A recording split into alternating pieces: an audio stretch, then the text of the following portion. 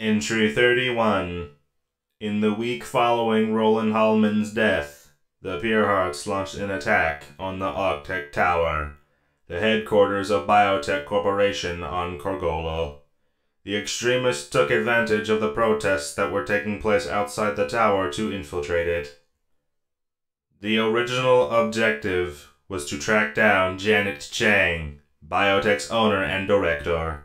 Unfortunately for the infiltrators, they were caught by the building security system just one floor below Janet's office. This alerted the guards that were currently handling the protests. They closed the building and took the elevators towards the floor in which the Purehearts were trapped, where both sides engaged in combat. The following is the Purehearts' radio transmissions during the firefight. Red, this is Blue. The guards just sealed the building and went inside. Is everything alright? Red! Red, do you copy? Taking heavy fire! Alarm went! Fucking guards and turrets every... Shit. Red! Kelly! Answer me, damn it! Kelly's dead, go! I'm all that's gonna... Use... Bomb! The bomb! Len, you can't! What about the people? Ah! It's what I have to do. I'm sorry. Alright. Let's make those mutants pay. The last infiltrator then detonated a small thermonuclear device, causing the death of every worker between floors 405 and 700, including Janet Chang. Roughly half of the tower was destroyed, resulting in the death of several protesters due to the debris that fell down after the explosion. Many of the workers on the remaining floor were injured, and the Colonial Guard was forced to evacuate every citizen within 5 kilometers of the building. Barely 10 minutes after the evacuation was complete, the building collapsed upon itself, spreading even more debris across the colony. During the same week, a group of heavily armed and psychotic heavy augments tracked down the location of the Purehearts headquarters on Atoll and launched a full-out assault. Thanks to their ability to effortlessly handle heavy weaponry, the Augmentees massacred the entire union of extremists. The attack drew the attention of the CG, which, in order to bring a stop to the Augmentees' rampage, made the use of a legion of MechCorps android troopers, or MATs, in order to avoid significant casualties. After 1.5 Terran hours of continuous combat, the MATs managed to overwhelm the Augmentees by outnumbering them. The MATs then captured said Augmentees and brought them to the headquarters of Life Central on the same colony. There were large protests taking place. Councilman Gerard Barnett then made a public appearance in the same location, announcing that strict restrictions were going to be placed over augmentations in order to avoid further conflicts. Any individual who was augmented beyond the permitted levels either had to pay a large fee or be banished to planets such as DI-1327. On that day, January 6th, 3010, is recognized as the end of the human augmentation crisis. End of entry. Standing in the courtyard of Canterlot's palace was a large conglomeration of both humans and ponies. Every single individual was frozen in place, no one daring to make the first move. Becker looked down at the spear that had found its target with little effect other than a minor annoyance for the human. The tip had half melted as it made contact with his energy suit's shielding, and then lodged itself between the fibers of the syntax layer, doing absolutely no damage at all, just as he expected. It was a discreet display of power, to show that he was unaffected by their weapons. It was part of the USC's first contact protocols after all. Remaining with a stoic expression, he moved his hand away from the princesses and wrapped his fingers around the spear. With a minimal use of force, he pried the tip of the spear from his suit and then slowly bent it backwards towards the guard. The pony that had made an attempt against the man was breaking out into a cold sweat. Eyes and jaws locked tightly. Both princesses turned to him in a calm manner, and then the blue one spoke up. "Corporal Goldenshine, your armor, please." The guard nodded and began to undo his armor. Becker could see the tears streaming down his face and falling into the courtyard's grass, soaking into the ground.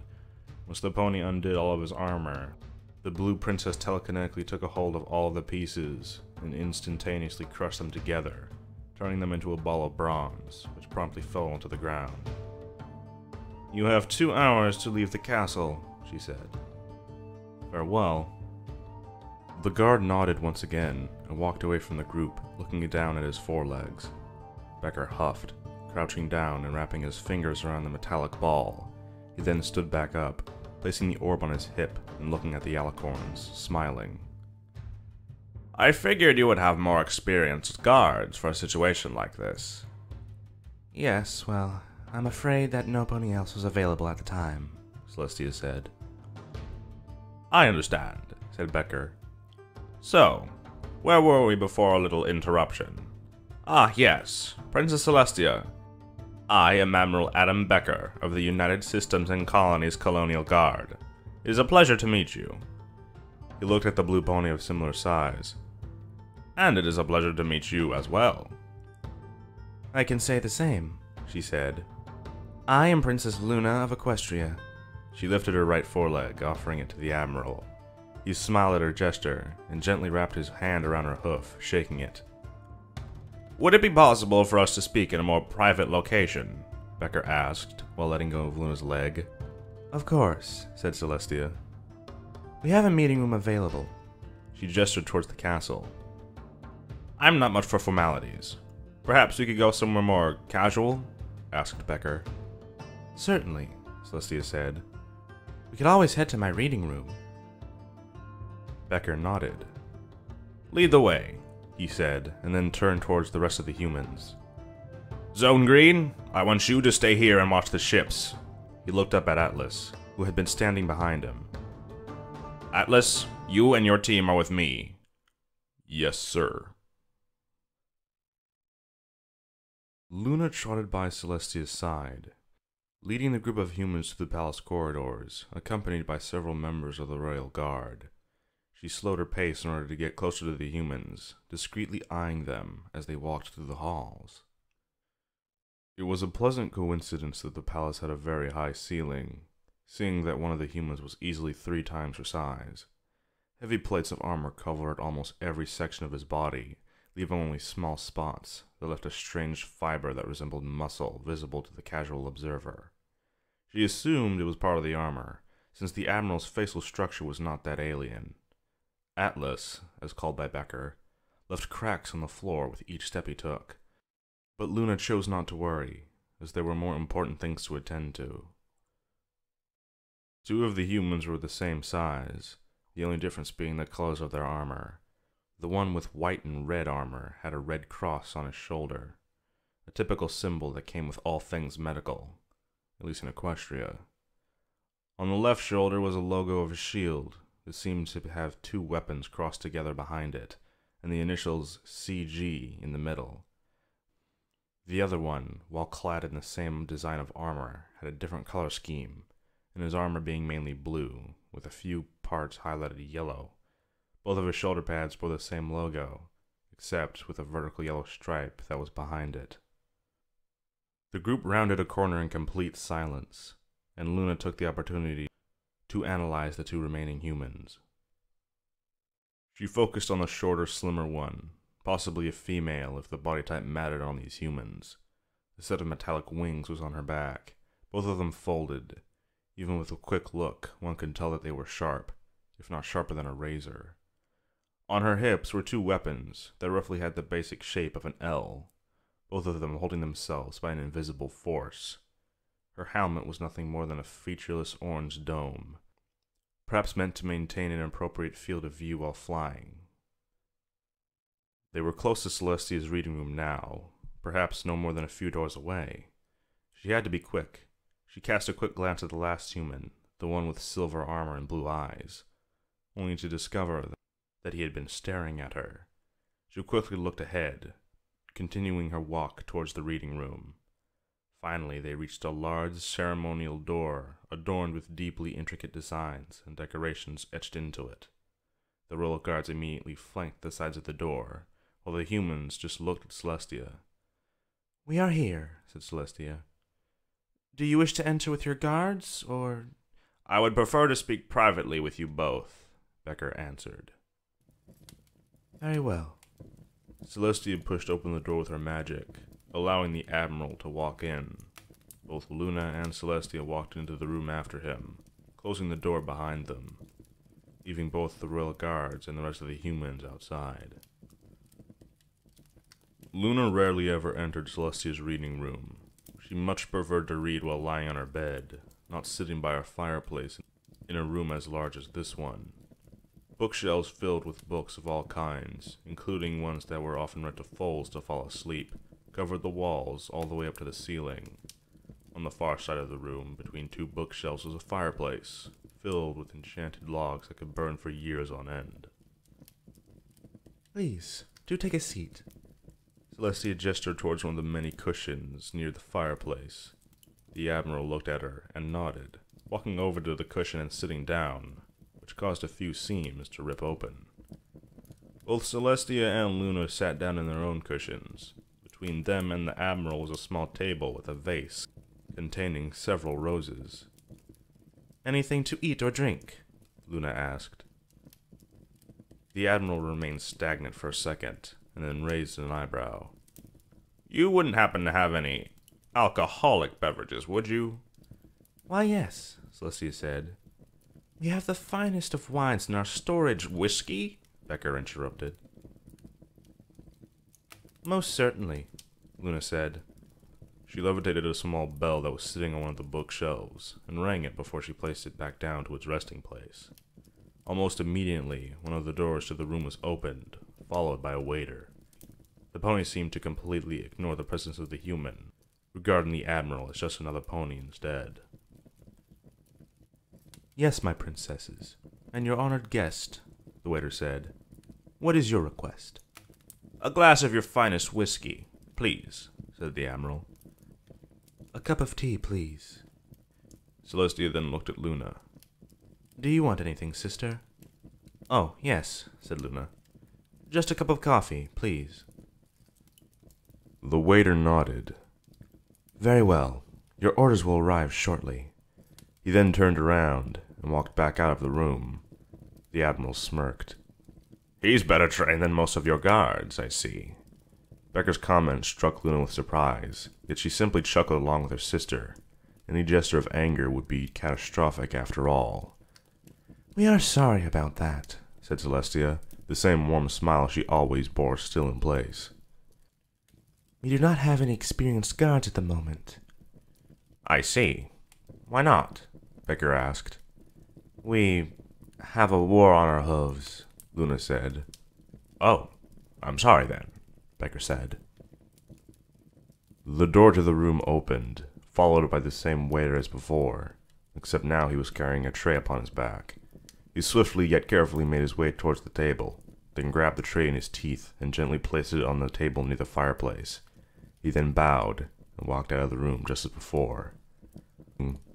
On the tray were two steaming cups, one of tea and the other filled with coffee, and a glass of whiskey with several pieces of ice in it. The Admiral gently wrapped his fingers around the glass of whiskey, lifting it up from the tray. A hatch opened in his armor, more specifically in his chest. He reached in and brought out a pencil-like device, which he dipped into the whiskey. A small green light on the device glowed green, and the man placed it back into the hatch before taking a gulp of the whiskey. "Pardon me for asking," Luna said, looking at the Admiral. "But what was the purpose of that?" "I was scanning it for any bacteria or any other thing that could be toxic to us humans," he said. He then took another gulp of the whiskey. "I see," Celestia said. "Tell me, what exactly is the United Systems and Colonies Colonial Guard?" Becker placed the glass back on the tray and rested his elbows on his knees. The USC is an interstellar government, which spans across more than half the galaxy. The Colonial Guard is our military, charged with protecting the USC's interests. Another hatch on his chest opened, from which he produced a rectangular flat device that glowed blue. This is what we call a book. He held it in front of the princesses, offering it to them. Luna tried to grab it with her magic, but she only managed to encase it in a blue aura. The Admiral appeared to notice this, and placed the strange book back on the table, right in front of the two princesses. "Having trouble?" he asked, remaining completely stoic. "Oh, no," Luna said. "I'm just exhausted after all that has happened. Your appearance has made quite a scandal." Becker smiled. "Then again, I'm sorry." Celestia picked up the book with her hooves. "Why are you giving this to us?" "The answers you seek are most likely to be found within it." Becker adjusted his position on the cushion. "It should be quite intuitive to use, and it's already translated to your language." Celestia nodded. "Thank you." "Anyways," the Admiral picked up the glass of whiskey and took a sip from it. "Tell me more about this war of yours." Luna magically picked up the cup of coffee and took a sip from it. She noticed the Admiral was looking at her, and she placed it back on the tray. "Weren't you exhausted?" "Oh, Luna said, but was cut off by Celestia. Most common items are enchanted in order for them to be easier to pick up. There's quite a number of ponies that are not exactly adept when it comes to magic," Celestia said. Of course it was a lie, but both Luna and Celestia knew that they could not show any weaknesses. The man looked at her and nodded. "I see. Anyways, the war?" Luna sighed. "We are at war with the Griffin Kingdom, or simply Griffos. We've had a long history with them. My sister and the Griffin Ambassador were in the middle of negotiations when your starship appeared. The Ambassador believed that it was some sort of a monster that we had summoned, which broke the tensions and caused their nations to declare war on us." "In that case, I am truly sorry," Becker said. Luna waved a hoof dismissively. "There's nothing that can be done about it now. Or perhaps you could try and defuse this conflict?" The Admiral closed his eyes and shook his head. "No, this is not our war. It's yours." Celestia sighed. "We understand." Luna looked to the side, sighing as well. She was aware that the Admiral would most likely refuse to lend his help, but the question itself did no harm. The humans were yet to show any real display of power, aside from the incident with the spear. She still had to be careful in what she asked and answered, since no pony really knew what they were capable of, nor why they were here. Luna took a sip of her coffee. "Admiral, may I ask you something?" "Go ahead," the man said. "Why exactly are you here, and how do you know our language?" she asked. "I do not mean to be so abrupt. However, my curiosity has very much been piqued." It was subtle, but she saw the Admiral's face freeze for less than a second. He then calmly grabbed his glass of whiskey and finished it, sighing afterwards. "We came across your planet a few months ago, and we've been studying it ever since. Once we learned how to speak your language and some of your customs, they sent us an order to initiate first contact." "Ah, I see," said Luna. "My apologies for asking." The Admiral showed but the faintest of smiles. "There's no need to apologize. The question was begging to be asked. After all, it's not every day we get to discuss first contact amongst equals." Luna wondered why they had decided to visit Ponyville first. Perhaps it was to get in touch with the elements of harmony. Either way, there was still much that she did not know about the humans. She would have to take a look at the book that the Admiral gave her, but that could wait. Both of the princess's ears flickered as they heard a sound emanate from the Admiral's head. It sounded distorted, reminding Luna of the supposed human that was in the vaults. Once the sound ceased, the man looked at both the alicorns. His demeanor, however, appeared to shift suddenly, and the relaxed look returned to a stoic glare of a man in command. It seems that you have something that belongs to us, he said. Care to tell me what it is? The two sisters froze. They were not expecting the Admiral to say such a thing. Was he talking about the flying machine they had found, or was it the creature? They looked at each other and nodded without saying a word. Yes, Celestia answered. Roughly 3 days ago, a machine similar to the ones you landed on the courtyard came crashing upon our lands. We moved it into a special room here in the castle. And what did you find in it? He asked once again. Luna looked at the floor and then back up at the Admiral. Several casualties, and 1 survivor. Becker frowned. Take me to this room of yours, now. Very well, Celestia said. The 3 stood up, leaving the tray with the cups, the glass, and the book on top of the small table, and walked towards the main door, the alicorns leading the way. Celestia pushed open the door with her magic, surprising both the humans and the ponies that were standing outside of the reading room. The Admiral looked up at Atlas. Did you receive the transmission? Yes, sir, the giant said. Terran, Type 2, traveling vessel. Luna looked up at him, the man's expression hidden behind a faceplate with an orange visor. Let's get moving, then. The Admiral gestured towards the princesses. The entire group zoomed following the alicorns through the castle, towards the hidden door that led to the vault. It appeared that the royal guards were far less nervous than before, possibly having talked to the other humans while Celestia and Luna were with the Admiral. They soon reached a dead end, where a single bookshelf stood, flanked by 2 bright torches.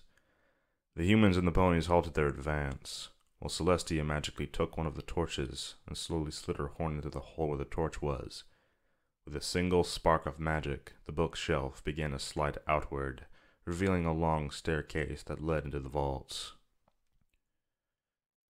Luna turned to her guards. Assume guarding positions, she said, and the guards immediately stood next to the walls, moving as much as a statue would. The Admiral looked at the entrance to the vaults, and then turned to his own group of guards. Atlas, I want you and Taurus to stay here. The rest of you, on me. Yes, sir, they said, and the selected humans stood next to him. Becker turned to the princesses and nodded.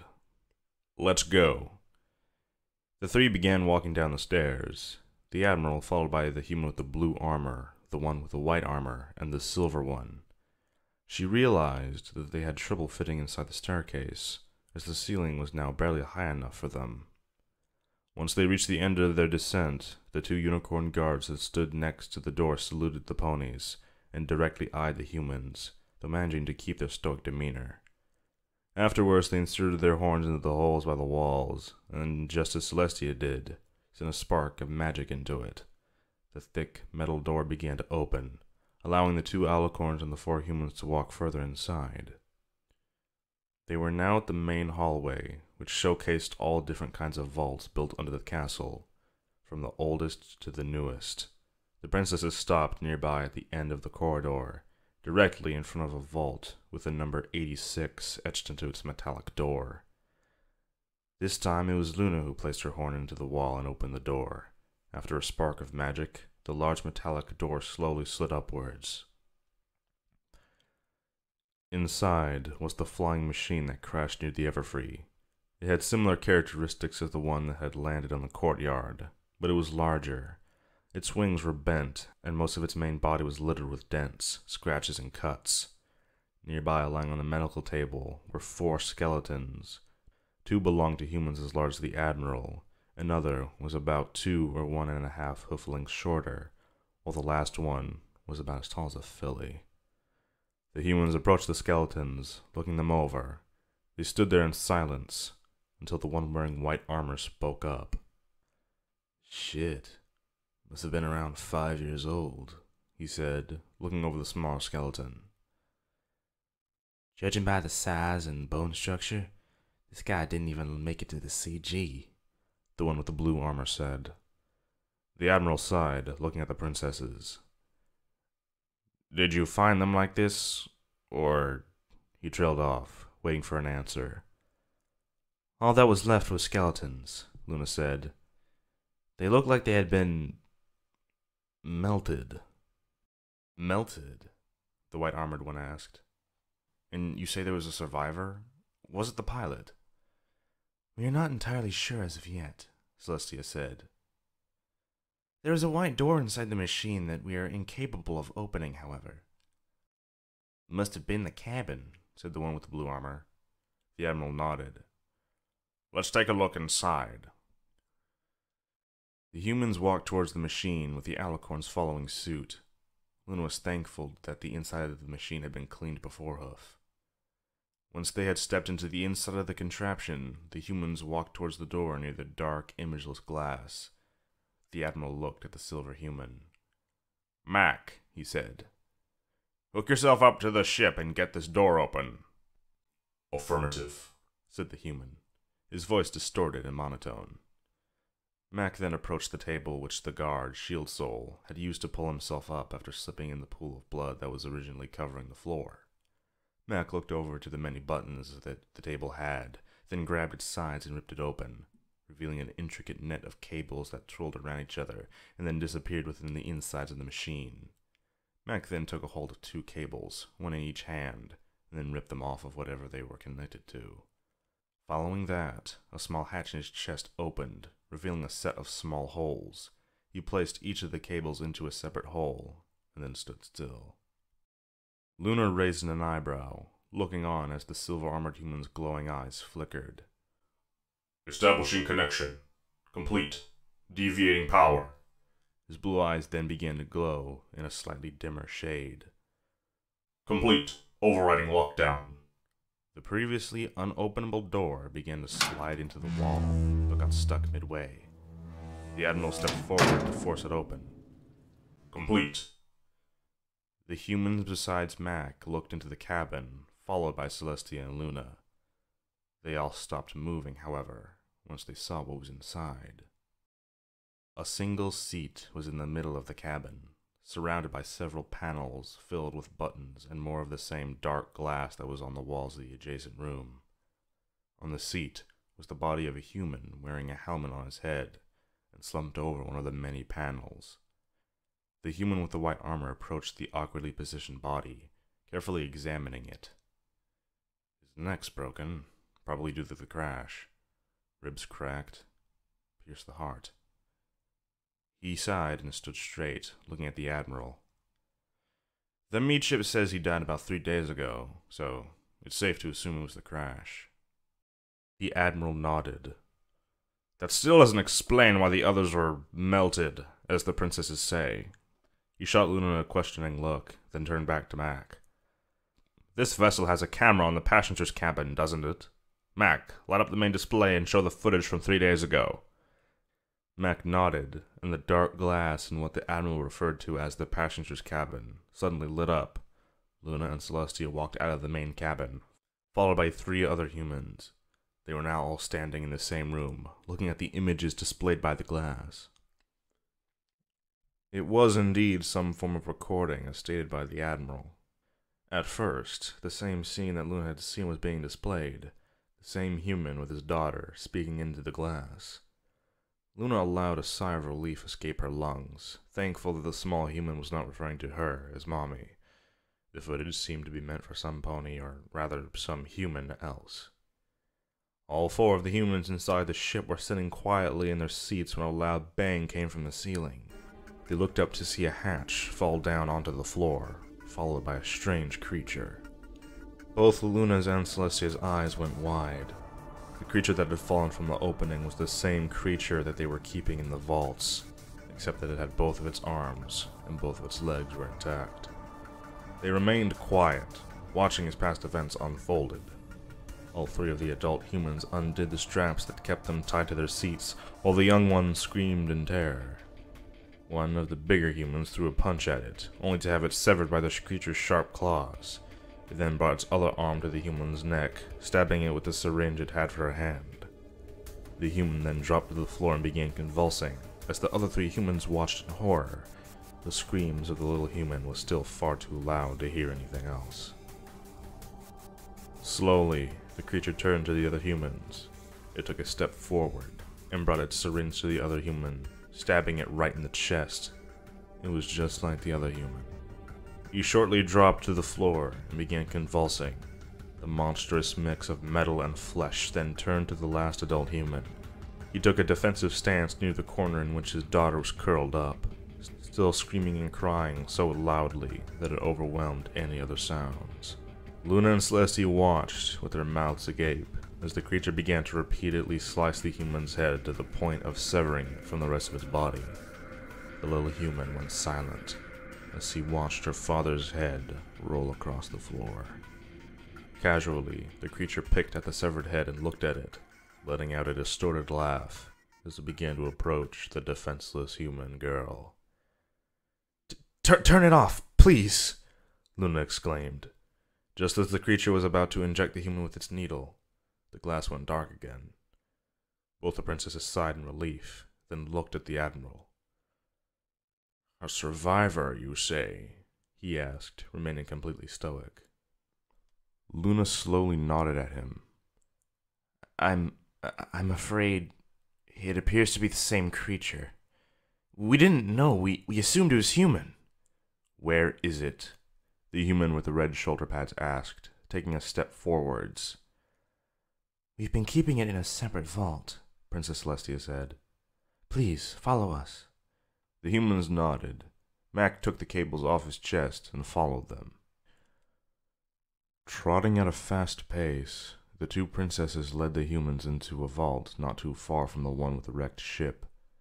The group soon reached said vault, and Princess Luna opened it via a hole in the adjacent wall. Once the door opened completely, the group walked into the vault that had been turned into a small hospital.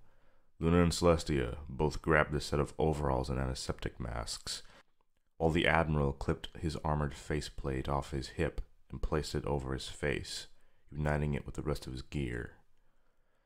Once they were suited up, the Alicorns resumed leading the humans through the hallways of the underground clinic. Several ponies gasped at the appearance of the humans, and every single one of them moved to the side in order to make way for them. A few seconds went by before they reached a large one-way window that allowed one look into the room that contained the creature. Luna looked through the glass, thankful that the creature's remaining limbs were strapped to the metallic table it was lying on top of. She looked up at the human admiral, but was interrupted by Sharp Scalpel, who walked up behind her and spoke. My princesses, he said. I see that our guest is being visited by his fellow humans. Rest assured, we did everything we could. Luna frowned. Doctor, please be quiet. I'm sorry, he bowed. I shouldn't have interrupted. Luna looked back at the Admiral, sighing. What do we do now? Simple, he said. We kill it. The Lunar Princess craned her neck back in surprise. Kill it, she said, receiving a nod by part of the Admiral. She glanced over to the window, gulping. I think that would be the most appropriate solution. Sister? She looked over to Celestia, who remained in doubt for a second. Yes, Celestia said. We both saw what that thing does to the other humans. There's no other alternative. Come on, Becker said, turning to his three guards. Let's put this thing out of its misery. Both Luna and Celestia gestured for the four guards near the room's door to open it. They did as told, inserting their horns into the magical locks and making the door slide open, allowing the humans to walk inside. As soon as they entered, the creature looked up, muttering, Human! Becker walked over to the creature, looking down at it. Are you a mindless drone like the others? No, it coughed out. Not anymore. The signal is gone. It is silent now. It looked up at the man, who remained stoic, even as the red eyes stared into his soul. You know what I did. And my existence. Admiral, are you sure? Luna began, but was interrupted by the Uber. Yes, this is an act of mercy, not murder. The nightmarish creature looked up at the ceiling, releasing a content sigh. Do it! Becker reached to his hip and wrapped his fingers around the L-shaped object he was carrying. He then pressed one of the ends to the monster's head. Sweet dreams. A bright flash and a loud bang came from the object in the Admiral's hand, causing Luna and nearby ponies to close their eyes, leaving their ears ringing. She opened her eyes to see a hole going right through the monster's skull, in a mixture of both metallic bits and gray matter spread across the floor. The Admiral placed the weapon back into his hip and stayed in place. Then he looked at Celestia. How did you get the ship and this thing here without anybody noticing? There's a secret passage that goes all the way from the mountains into the vaults, said Celestia. Right then. The Admiral pressed a finger into one of his ears and spoke. This is Admiral Adam Becker, requesting heavy lifting equipment to be ready to depart on my signal. Celestia sighed and looked over to her sister. I will leave you in charge of this. I have some issues to attend to. Very well, said Luna. See you soon, sister.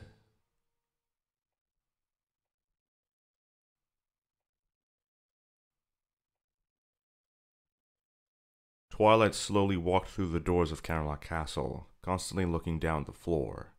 She had tried to find Celestia at first, but neither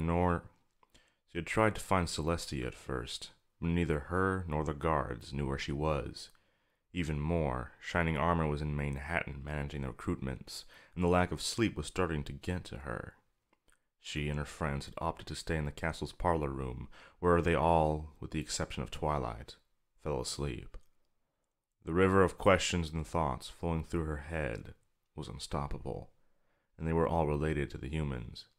Every now and then, though, she thought back to the war, but such things were quickly overwhelmed by other ideas. While moving through the castle, she noticed that parts of the marble floor were cracked. She recognized the form of these as footsteps of the large human she met in Ponyville. Atlas! Her train of thought immediately came to a halt and reeled back, remembering the meeting with Atlas. He was going to meet the princesses, she said to herself, and began following the footsteps towards whatever place the human was currently in. The mark stopped right in front of Celestia's reading room, but there was no sign of the human that left them had even stepped into the room, and instead began to lead towards some other area. She stopped moving as she heard the familiar sound of Atlas's footsteps nearing her location. The unicorn was about to follow the sound, when she saw the man round a corner and walk towards her, followed by Taurus. Twilight? He asked, walking towards her and kneeling down. Hey. What's up? Said Taurus. Twilight smiled at them. I'm just a little sleepy is all. Have you seen Princess Celestia? I think she's in this room. Taurus pointed at the door that led to the princess's reading room. Anyways, we have to leave. Leave? Why? Twilight asked. Orders are orders, Twi. Atlas stood up, towering over the pony. Maybe we'll see each other again. Who knows? He and Taurus continued walking along the hallway, waving their goodbyes. Twilight sighed and looked at the door leading to Celestia's reading room. She knocked on it a couple times, but received no response. She gently placed her right hoof on the door and slowly slid it open. Inside, she found Princess Celestia sitting by the room's fireplace, looking at a flat device that dimly glowed blue. Princess? Twilight asked, concerned that she may have interrupted her while doing something important. Celestia craned her neck to look at her. Oh, Twilight, she said, putting on a warm smile. It's nice to see you. Come, take a seat if you will. Twilight did as told, and sat down on one of the cushions that surrounded the small table next to the fireplace. On the table was a tray with an empty glass, 2 half-filled cups of both tea and coffee, and the strange device that the princess was looking at. What is that? Twilight asked, examining the blue object. It was a gift given to us by the humans. It's one of their books, Celestia said, and slid the book closer to the unicorn with her hoof. I'm afraid that you will have to refrain from using magic with it. It's almost completely resistant to it. Twilight focused her magic around the book, straining herself, only to have a purple aura encompass it and nothing else. She released it with a groan and rubbed her head. Indeed, the human book was resistant to magic, so resistant in fact that even trying to lift it gave her a headache. She sighed, looking at the floor. Her mind was too far worn to even think about reading, let alone figuring out how the strange book worked. "Princess?" Twilight looked up at Celestia, her eyes baggy due to sleep deprivation, giving the unicorn an almost deplorable look about her. "Yes, Twilight. Do I really have to go to war?" Celestia's eyes widened in surprise, certainly not expecting such a question to come from her student. "No. Why would you ask such a thing?" "Well, the Royal Guard in Ponyville called the names of me and my friends." Twilight sighed, looking away from the princess. "Oh, good heavens, no, Twilight. That guard was supposed to tell you and your friends to go to Canterlot, not to enlist you." Celestia took a deep breath and sighed it out. "Don't worry, my student. It was just a misunderstanding." "It was?" Twilight piped up. "Ah, but what will I do then?" "Well," Celestia said, looking at the human book, "you could start by figuring out how this book works. After you get sleep, that is." Luna walked out into the courtyard, catching a glimpse of the 3 human ships as they flew towards the Vector. They had already taken the wrecked ship, and both the remains of their dead and those of their enemies, and everything else that had any relation to them except for the book. She was left with a sense of dissatisfaction, like an empty space within her heart. These humans were both mysterious and familiar, powerful yet subtle. They most likely possessed magic far stronger and more advanced than her and her ponies, or perhaps it was something else entirely, like the Admiral said about the book. "The answers you seek are most likely found within it." A deep growl shook the ground below her hooves as the Vector began to move. The windows nearby all resonated as the waves swept across Equestria. They were leaving now, returning to wherever they came from. Maybe they would come back, maybe not. But the events caused by their mere presence have left an eternal scar on Equestria. Luna watched as the Vector became smaller and smaller until it became lost amongst the stars, her stars. She sighed and began to walk back to the castle. There was a war she needed to attend to after all.